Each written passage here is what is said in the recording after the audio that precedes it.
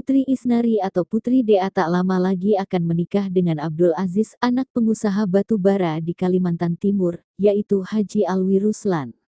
Putri Dea telah melangsungkan acara adat Mapenre Dui atau pemberian uang panai. Tak tanggung-tanggung ia mendapatkan uang panai sebesar 2 miliar rupiah dari pihak Abdul Aziz. Momen pemberian uang panai itu pun viral di media sosial. Diketahui acara adat itu berlangsung pada 19 Jumat tanggal 19 Januari tahun 2024.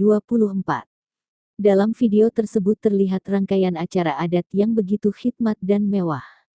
Sementara itu melalui tayangan live YouTube LHH Video Studio terlihat proses pemberian uang panai.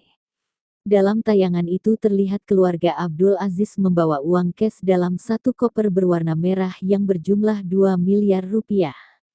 Uang yang di dalam koper itu pun langsung dikeluarkan dan diletakkan di atas nampan hingga disaksikan langsung oleh para saksi.